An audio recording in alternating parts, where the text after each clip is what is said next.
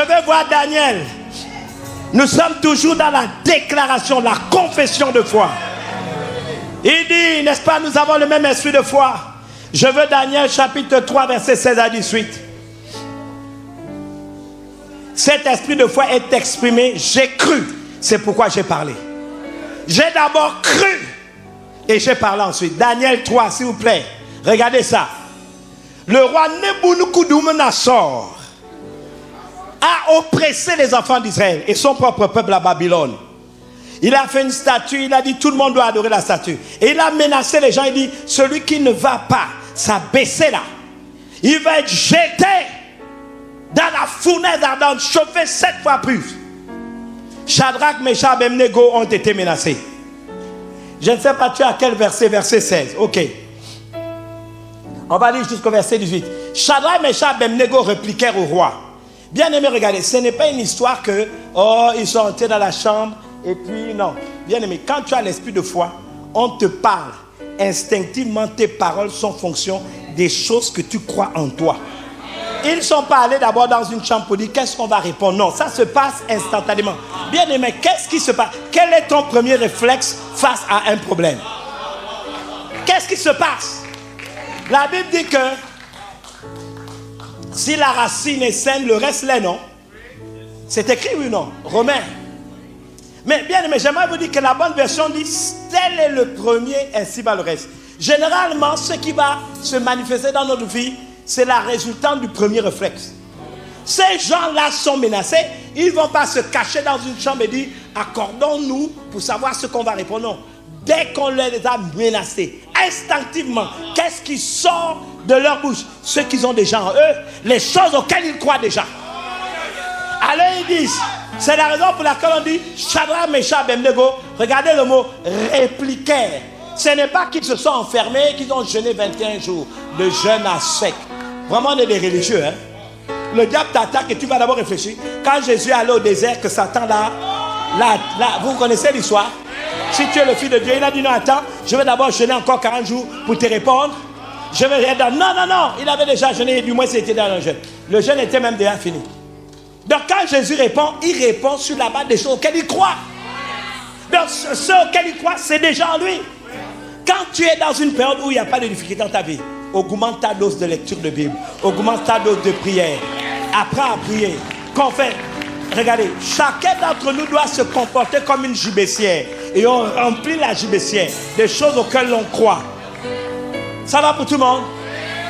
Et puis comme ça, le jour qu'il y a un problème, instinctivement ça va revenir. C'est le Saint-Esprit qui dit, regardez même, la Bible déclare, hein, quand vous êtes condamné, ne préméditez pas votre défense. Ce n'est pas ce qui est écrit. Mais le Saint-Esprit à l'heure même, il vous dira ce que vous devez. Mais il vous le dit comment? Il rentre en vous, il prend ce qui correspond à la situation, mais qui a déjà en vous. Mais s'il n'y a rien en toi, il va prendre quoi?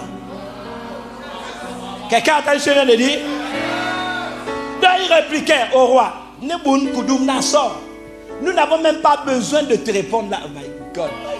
Il dit, nous n'avons même pas besoin de te répondre là-dessus. En fait, ils ont dit au roi, ce n'est pas un débat. On ne va pas faire un débat sur ce que tu viens de dire. Ils lui ont même dit, ce n'est même pas discutable. Est-ce qu'on a besoin de discuter? Non. Papa, calme-toi. Hein? On ne va même pas en discuter. Mais regardez la suite. Voici. Donc ça, c'est ce qui était dans leur ventre. Notre Dieu que nous servons. Oh my God. Je te pose la question. Quel est le Dieu que tu sers? La question, ce n'est pas est-ce que tu crois en Dieu? Parce que quand un problème est mal posé, toutes les réponses sont fausses. La question c'est à quel type de Dieu tu crois? Parce que le Dieu ça peut être une noix de coco avec des yeux et puis tu as fait une bouche. Moi je crois au Dieu de l'Alliance.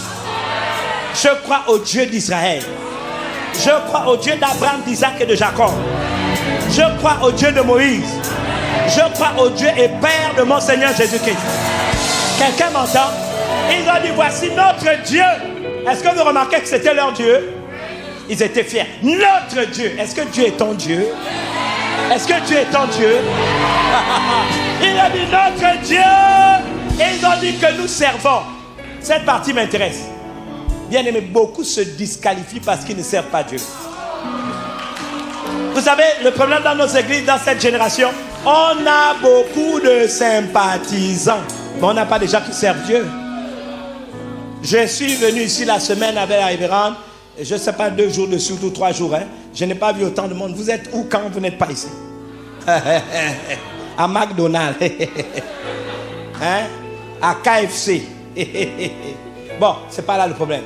Il dit, voici notre Dieu que nous servons peut nous délivrer de la fournaise ardente et il nous délivrera de ta main, ô roi.